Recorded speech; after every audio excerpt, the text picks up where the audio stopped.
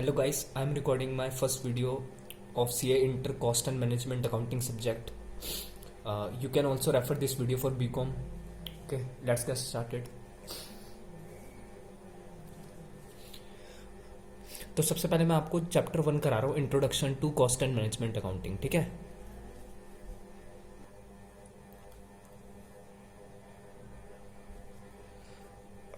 सबसे पहले मैं आपको कुछ बेसिक डेफिनेशंस करा देता हूँ जिससे आपको पूरा सब्जेक्ट समझने में काफ़ी आसानी होगी. और ये डेफिनेशंस जो मैं आपको कराने वाला हूँ ये आपको हेल्प करेगी अपने कॉन्सेप्ट बिल्डअप करने में. ठीक है. तो सबसे बेसिक डेफिनेशन से स्टार्ट करते हैं. What is cost. Okay, cost क्या होता है. अगर मैं सबसे आसान शब्दों में आपको कॉस्ट का मतलब बताऊं, कॉस्ट का मतलब होता है जो भी अमाउंट आप खर्च करते हो एक प्रोडक्ट को बनाने के लिए उसे हम कॉस्ट कहते हैं. ठीक है. कोई भी अमाउंट जो हम खर्च करते हैं एक प्रोडक्ट को बनाने के लिए उसे हम क्या कहते हैं, कॉस्ट कहते हैं. ठीक है. इसकी डेफिनेशन ये है, ये आप नोट कर लेना और एक बार रीड कर लेना. एक बार आप समझ लेते हो उसके बाद इजी हो जाता है याद करना. ठीक है. कॉस्टिंग क्या है. फिर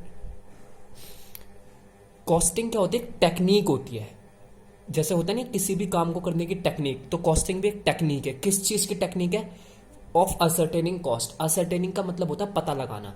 तो कॉस्टिंग क्या है, कॉस्टिंग एक टेक्निक है जिससे हम किसी भी प्रोडक्ट की कॉस्ट का पता लगाते हैं कि इस प्रोडक्ट की कॉस्ट कितनी होगी.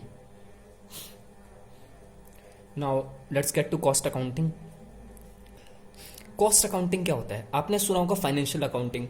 सुना क्या, हम 11th क्लास से फाइनेंशियल अकाउंटिंग ही पढ़ते हुए आ रहे हैं. 11th में भी पढ़ी, 12th में भी पढ़ी, बीकॉम में भी. फाइनेंशियल अकाउंटिंग में बेसिकली हमारा मोटिव होता है फाइनेंशियल प्रॉफिट या फिर लॉस निकालना बिजनेस का, और फाइनेंशियल पोजीशन निकालना बिजनेस का, जिसे हम कहते हैं एसेट या लायबिलिटीज, जिसे हम बैलेंस शीट में शो करते हैं. बट कॉस्ट अकाउंटिंग क्या होता है. कॉस्ट अकाउंटिंग होता है it is a process of accounting for cost. मतलब ये खाली कॉस्ट की अकाउंटिंग करता है. ठीक है. फिर ये नीचे कहता है it begins with the process of recording of income and expenditure and ends with the preparation of reports for ascertaining and controlling cost. मतलब जैसे हम फाइनेंशियल अकाउंटिंग में प्रॉफिट या लॉस निकालते हैं फाइनेंशियल नेचर का, इसमें भी हम क्या करते हैं, इनकम और एक्सपेंडिचर रिकॉर्ड करते हैं और एंड में हम क्या करते हैं, उससे रिपोर्ट्स प्रिपेयर करते हैं. और फिर हम ये देखते हैं कि हम कॉस्ट को, अपनी कॉस्ट को कैसे कंट्रोल कर सकते हैं उस रिपोर्ट से. जैसे हमारी रिपोर्ट तैयार होगी तो हमें पता चल जाएगा कि हाँ इस प्रोडक्ट को बनाने की मेरी इतनी कॉस्ट आ रही है. ठीक है. तो मैं इसको कैसे कंट्रोल कर सकता हूँ फर्दर. ओके. अब टॉपिक 2 पे आते हैं जो है ऑब्जेक्टिव्स ऑफ कॉस्ट अकाउंटिंग. अच्छा, ये डेफिनेशंस ना आपको आईसीआई के स्टडी मटेरियल के पेज नंबर 1.3 पे मिल जाएंगी. आप ये तीनों वहाँ से भी पढ़ सकते हो. और ऑब्जेक्टिव्स ऑफ कॉस्ट अकाउंटिंग ये पेज 1.4 पे. मैं आपको खाली बोल्ड पॉइंट्स बता रहा हूँ, मैं आपको समझा रहा हूँ. देखो मेरा काम है समझाना. ठीक है. आपकी अंडरस्टैंडिंग डेवलप करना है इस सब्जेक्ट की.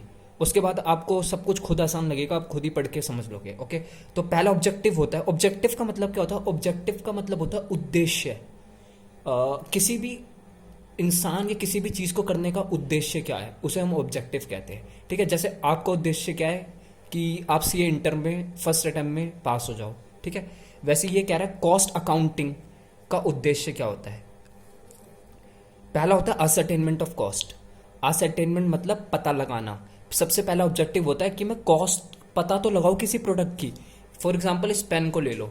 जिस कंपनी ने इस पेन को बेचा है उसने सबसे पहले इसकी कॉस्ट अकाउंटिंग करी होगी कि हमें कितनी कॉस्ट की पड़ रही है ये, तभी जाके आगे जाके कभी फाइनेंशियल अकाउंटिंग होती है. तो कॉस्ट अकाउंटिंग करी होगी कि हमें कितनी कॉस्ट की पड़ रही है. ठीक है. सेकंड ऑब्जेक्टिव देखो, determination of selling price and profitability. अच्छा, एक बार मुझे कॉस्ट पता चल जाए, फॉर एग्जांपल कंपनी को इसकी कॉस्ट पड़ रही थी 2 रुपए की. ठीक है. अब क्या कर सकता हूं मैं, अब मैं इसमें ना अपना ना प्रॉफिट ऐड कर सकता हूं कि यार चलो कंपनी को पता है मेरे को 2 रुपए का पेन पड़ रहा है. अब कंपनी क्या करेगी, इसका सेलिंग प्राइस डिटरमाइन करेगी. और सेलिंग प्राइस में हम कैसे पहुंचते हैं, कॉस्ट में अगर हम प्रॉफिट ऐड कर दे, कॉस्ट में अगर हम प्रॉफिट ऐड कर दे तो हम किस में पहुंच जाते हैं, सेलिंग प्राइस में. तो कॉस्ट अकाउंटिंग का पहला ऑब्जेक्टिव होता है सबसे पहले इसकी कॉस्ट पता लगाए कंपनी, उसके बाद फिर इसका सेलिंग प्राइस डिटरमाइन करे. अच्छा, थर्ड पॉइंट क्या है? Cost control. मतलब जब हम ये पेन बना रहे होंगे, तो इससे पहले ना हमने ना एक तरीके से ना प्रोजेक्शंस करे होंगे, प्रिडिक्शन करा होगा ये पेन हमारा कितने रुपए तक में बन जाना चाहिए। फॉर एग्जाम्पल हमने प्रिडिक्ट करा हो कि 2 रुपए में पेन बन जाना चाहिए, तो हम क्या करेंगे ना, कोशिश करेंगे कि हम ना इसे ना 2 रुपए के अंदर अंदर रखें इसकी कॉस्ट, मतलब 2 रुपए तक हम ये बना ले इस पेन को। क्यों? क्योंकि अगर हम 2 रुपए से ज्यादा बनाएंगे तो सेलिंग प्राइस तो मान लो इस पेन का 3 रुपए फिक्स ही है, क्योंकि इस टाइप के पेन्स का ना सेलिंग प्राइस पूरी मार्केट में 3 रुपए ही चल रहा है, तो हम सेलिंग प्राइस तो इतनी इजीली बढ़ा नहीं सकते। अगर मान लो हमने इसका 4 रुपए रख दिया सेलिंग प्राइस, तब इसके ना परचेजर्स कम हो जाएंगे, बायर्स कम हो जाएंगे, क्योंकि उन्हें सिमिलर टाइप का प्रोडक्ट मार्केट में 3 रुपए का मिल रहा है, बट लेकिन कंपनी ने अगर 4 रुपए कर दिया तो इसके वो कम हो जाए। इसलिए हम सेलिंग प्राइस कभी भी कम नहीं कर सकते। इसलिए हमें ना कॉस्ट को कंट्रोल करना पड़ेगा कि हाँ मैं इसे 2 रुपए तक बना लूं ताकि मैं 1 रुपए का प्रॉफिट कमा सकूं। अब फोर्थ ऑब्जेक्टिव आता है कॉस्ट रिडक्शन। अच्छा, कंपनी ना कॉस्ट कंट्रोल भी करती है, कॉस्ट रिडक्शन भी करती है। अच्छा, तो हम नेक्स्ट फंक्शन पे आते हैं, कॉस्ट रिडक्शन पे, नेक्स्ट ऑब्जेक्टिव पे, सॉरी। कॉस्ट रिडक्शन भी एक ऑब्जेक्टिव होता है कॉस्ट अकाउंटिंग का। अब इसका मतलब क्या होता है? कॉस्ट कंट्रोल का मतलब था हमने एक प्लान बनाया था, हमने एक प्रिडिक्शन करी थी कि हमें ना 2 रुपए के अंदर अंदर इसकी कॉस्ट रखनी है इस पेन की, ठीक है। Cost reduction is little bit different. Cost reduction क्या कहता है, यार 2 रुपए की नहीं है, अब ना हमें ना इससे भी कम करना है। अगर हम मान लो 2 रुपए से भी कम कॉस्ट में इसे बनाने के लिए सक्सेसफुल हो गए, तो सोचो हमारा ऑटोमेटिकली 3 रुपए में तो सेलिंग प्राइस रहेगा ही रहेगा, तो हमारा प्रॉफिट बढ़ जाएगा।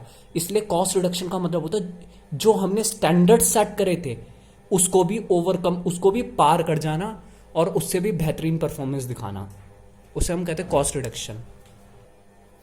और इसका लास्ट ऑब्जेक्टिव होता है assisting the management in decision making. Cost accounting management को भी असिस्ट करता है, मतलब हेल्प करता है मैनेजमेंट की डिसीजन मेक करने में। अब हम टॉपिक 3 पे आते हैं, जो टॉपिक है क्लासिफिकेशन ऑफ कॉस्ट, ठीक है। तो हम ना कॉस्ट को इन बेसिस पे 1 2 3 4 5 6 इन 6 बेसिस पे ना क्लासिफाई कर सकते हैं। पहला है बाय नेचर और एलिमेंट, ठीक है। फिर एक एक करके इसको भी समझ लेते हैं। बाय नेचर और एलिमेंट, ठीक है, यह हमारा फर्स्ट। क्लासिफिकेशन का मतलब क्या होता है बेसिकली? क्लासिफिकेशन मतलब बेसिकली होता है सेम नेचर की कॉस्ट को सेम हेड के अंडर रखना। फॉर एग्जाम्पल, अगर हम रॉ मटेरियल की कॉस्ट है उसे हम हमेशा किस हेड में डालेंगे? मटेरियल कॉस्ट में, ठीक है। तो बाय नेचर और एलिमेंट ऑफ कॉस्ट, ये हमारा पहला पॉइंट है। इसके बेसिस पे हम कॉस्ट को कैसे क्लासिफाई कर सकते हैं? हम या तो मटेरियल कॉस्ट, या तो लेबर कॉस्ट, एम्प्लॉय कॉस्ट पे कहते हैं, या तो अदर एक्सपेंसेस। इन तीनों कॉस्ट को हम बाय नेचर या एलिमेंट ऑफ कॉस्ट के बेसिस पे क्लासिफाई करते हैं, ठीक है। मटेरियल कॉस्ट क्या है, एम्प्लॉय कॉस्ट या लेबर कॉस्ट क्या है, अदर एक्सपेंसेस क्या है, ये हम आगे अभी पढ़ेंगे। बट पहले हम ये जान लेते हैं मटेरियल कॉस्ट भी 2 तरीके की हो सकती है, एक तो डायरेक्ट मटेरियल कॉस्ट और एक इनडायरेक्ट मटेरियल कॉस्ट। उसी तरीके से लेबर कॉस्ट भी 2 तरीके की होती है, डायरेक्ट और इनडायरेक्ट। अदर एक्सपेंसेस भी 2 तरीके के होते हैं, डायरेक्ट और इनडायरेक्ट। अगर आप ध्यान से देखो, मैंने indirect material cost, indirect labour cost और इनडायरेक्ट एक्सपेंसेस, इन तीनों को ना ऐड कर दिया है। इन तीनों को मैंने क्या कर दिया है? ऐड कर दिया है। Indirect material plus indirect labour plus indirect expenses. तो इन तीनों को अगर मैं ऐड करता हूं तो मुझे ना ओवरहेड कॉस्ट मिलती है। मतलब ओवरहेड कॉस्ट क्या होती है? ओवरहेड कॉस्ट बेसिकली होती है indirect material plus indirect labour cost plus indirect expenses. इन तीनों को मैं ऐड करूंगा, मुझे क्या मिल जाएगा? Overhead cost. इसको हम अदर वर्ड्स में इनडायरेक्ट कॉस्ट भी बोलते हैं, ठीक है। अब ओवरहेड्स की ना, ओवरहेड्स को भी हम ना 3 चीज में ग्रुपिंग कर देते हैं। या तो हमारे ओवरहेड हो सकते हैं प्रोडक्शन ओवरहेड्स, या तो हमारे हो सकते हैं एडमिनिस्ट्रेशन ओवरहेड्स, और या तो हमारे हो सकते हैं selling and distribution overhead. Overheads मतलब क्या होती है? Indirect cost. अभी डायरेक्ट और इनडायरेक्ट कॉस्ट होती क्या है वो मैं अभी बताता हूं, ठीक है। डायरेक्ट और इनडायरेक्ट कॉस्ट क्या क्या होती है पहले हम वो जान लेते हैं। Direct cost, the cost which is directly attributable to a product. अच्छा, एट्रीब्यूटेबल का मीनिंग क्या होता है? Regarded as being cost by, मतलब किस चीज की वजह से हो रही है। अच्छा, तो डायरेक्ट कॉस्ट, ये वो डायरेक्ट कॉस्ट बेसिकली अगर मैं आसान शब्दों में बोलूँ, वाली कॉस्ट होती है, वाली कॉस्ट होती है जो कि प्रोडक्ट को बनाने के लिए डायरेक्टली इनकर हो। मतलब इन कॉस्ट के बिना ना प्रोडक्ट बन नहीं सकता। ये कॉस्ट तो ये कॉस्ट तो बहुत जरूरी है प्रोडक्ट को बनाने के लिए, ठीक है। इनडायरेक्ट कॉस्ट वो कॉस्ट होती है which is directly not directly attributable to the product. मतलब ये कॉस्ट अगर ना भी इनकर करें ना हम, तब भी प्रोडक्ट हमारा बन जाएगा। मतलब अगर मैं ये पेन के एग्जाम्पल के थ्रू एक्सप्लेन करूं, इस पेन को बनाने के लिए जो जो चीजें जरूरी है, जो जो कॉस्ट इनकर होना जरूरी है, वो है हमारी डायरेक्ट कॉस्ट। और इस पेन को बनाने के लिए जो कॉस्ट हम ना भी करें तब भी ये पेन बन जाए एज इट इज, जैसा आपको दिख रहा है बन जाए, वो होती है इनडायरेक्ट कॉस्ट। अच्छा ठीक है, मैं एक एग्जांपल दे देता हूं। जैसे मान लो मटेरियल कॉस्ट, बताओ इस पेन को बनाने के लिए मटेरियल लगा होगा। मटेरियल मतलब रॉ मटेरियल। रॉ मटेरियल क्या है इस पेन के लिए? प्लास्टिक होगा। सबसे पहले इस कंपनी ने क्या करा होगा, प्लास्टिक्स मंगाए होंगे बहुत सारे, क्योंकि पेन की बॉडी बनानी है, ठीक है। और क्या है इस पेन के लिए रॉ मटेरियल? इंक भी इसके लिए रॉ मटेरियल है। पहले ये हमारे पास ना अलग अलग कंटेनर्स में पड़े होंगे, प्लास्टिक कहीं और से आया होगा, वो भी ऐसी पड़ा होगा, मतलब उसको हमने शेप नहीं दी होगी इस पेन की। इंक भी बहुत सारी कंटेनर में पड़ी होगी, भरी हुई होगी, उसको हमने इसके अंदर इंस्टॉल नहीं किया होगा इंक को। तो वो क्या था हमारे लिए? रॉ मटेरियल था, ठीक है। वो कौन सा रॉ मटेरियल आप गेस कर सकते हो? प्लास्टिक और इंक जो है वो डायरेक्ट रॉ मटेरियल है, वो डायरेक्ट मटेरियल है। वो क्या हमारे लिए? डायरेक्ट मटेरियल है। क्यों? क्योंकि डायरेक्ट मटेरियल है, अब आपको क्लियर दिख रहा होगा। क्योंकि डायरेक्ट मटेरियल इसलिए है, डायरेक्ट मटेरियल कॉस्ट इसलिए है क्योंकि इसके बिना प्रोडक्ट नहीं बन सकता। प्लास्टिक के बिना पेन कैसे बन जाएगा? या फिर इंक नहीं डालोगे तो पेन कैसे कंप्लीट होगा? तो आपको समझ में आएगा डायरेक्ट मटेरियल कॉस्ट क्या होती है, ठीक है। अब डायरेक्ट लेबर कॉस्ट का भी एग्जांपल सुन लो। डायरेक्ट लेबर कॉस्ट, अच्छा ये पेन मतलब प्लास्टिक हमारे पास पड़ा है कंपनी के पास, ठीक है। पेन का भी इंक का भी कंटेनर पड़ा है। अब वो खुद तो शेप नहीं ले लेगा या अपना आप ही, ठीक है। इसके लिए हम क्या करते होंगे? लेबर को अपॉइंट करते होंगे, ठीक है। लेबर को अपॉइंट करेंगे। अब वो क्या करेगा? लेबर इस पे काम करेगा, इसको इस शेप में लाएगा, आइदर मैनुअली और थ्रू मशीन्स, ठीक है। वो हमारा अभी कंसर्न नहीं है, बट लेकिन क्या कहते हैं, इंसानों की जरूरत है, लेबर की जरूरत है। तभी वो क्या कहते हैं, इस पेन को शेप देंगे, इस प्लास्टिक को शेप देंगे इस पेन में, और इसमें इंक भी इंस्टॉल करेंगे। वो मैनुअली भी कर सकते हैं और या ऑटोमेटिकली भी मशीन के थ्रू भी हो सकता है, बट लेकिन लोगों की जरूरत पड़ेगी इस पेन को बनाने के लिए। उसे हम कहते हैं लेबर कॉस्ट, क्योंकि उनको वो फ्री में तो काम करेंगे नहीं, उसे हम पैसे तो देंगे उन लोगों को, तो हम उसे क्या बोलेंगे? Direct labour cost. क्यों? इस पेन को बना रहे हैं वो, जो इस पेन को बनाने की कॉस्ट होगी वो डायरेक्ट होगी हमेशा, ठीक है। अच्छा, अदर एक्सपेंसेस में डायरेक्ट एक्सपेंसेस होते हैं। जो भी कॉस्ट मटेरियल और लेबर के अलावा होती है उसे हम डायरेक्ट एक्सपेंस कह देते हैं, ठीक है। तो डायरेक्ट कॉस्ट आप समझिए क्या होती है। डायरेक्ट कॉस्ट वो है, डायरेक्ट कॉस्ट किसी भी प्रोडक्ट की वो है जिस कॉस्ट को इनकर करना ही पड़ेगा तभी प्रोडक्ट बनेगा। और इनडायरेक्ट कॉस्ट क्या है? जिसे इनकर ना भी करो ना तब भी प्रोडक्ट बन सकता है। मतलब वो भी जरूरी होती है, ऐसा नहीं है इनडायरेक्ट कॉस्ट इनकर करना जरूरी नहीं है, वो भी जरूरी होती है। एक छोटा सा एग्जाम्पल लेता हूं, मान लो एडवर्टीजमेंट, एक एग्जांपल लेते हैं हम, ठीक है। एडवर्टीजमेंट क्या है? एक इनडायरेक्ट कॉस्ट है, डायरेक्ट कॉस्ट नहीं है। क्यों? क्योंकि एडवर्टीजमेंट आप नहीं भी करोगे तब भी आपका पेन बन जाएगा, बट लेकिन क्या एडवर्टीजमेंट जरूरी नहीं है? अगर आप एडवर्टीजमेंट करोगे ना तो इस पेन की बहुत बिक्री होगी, तो वो भी एक तरीके से जरूरी है, ठीक है। अनदर एग्जांपल आप इनडायरेक्ट एक्सपेंस का ये भी ले सकते हो कि रेंट हो गया।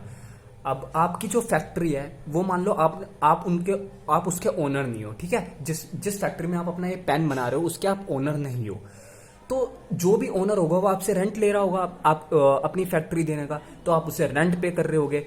अब कहने के लिए तो ये भी बहुत इंपॉर्टेंट है रेंट देना, क्योंकि रेंट नहीं दोगे तो ओनर कहेगा भाई आप कोई और फैक्ट्री देख लो, मैं तो आपको अपनी फैक्ट्री नहीं दूंगा, आप कहीं और पे प्रोडक्शन कर लो अपने पेन का। बट लेकिन फिर सवाल क्या आता है? सवाल ये आता है, क्या इस प्रोडक्ट को बनाने के लिए वो डायरेक्ट कॉस्ट मानी जा सकती है? वो डायरेक्ट कॉस्ट तभी भी नहीं मानी जाएगी, वो इनडायरेक्ट कॉस्ट ही मानी जाएगी। क्योंकि जो इस प्रोडक्ट को, पेन को बनाने के लिए जो भी कॉस्ट इनकर हो गई ना वो होती है डायरेक्ट, और जो इसको बनाने के लिए इनकर नहीं हुई वो होती है इनडायरेक्ट कॉस्ट, ठीक है।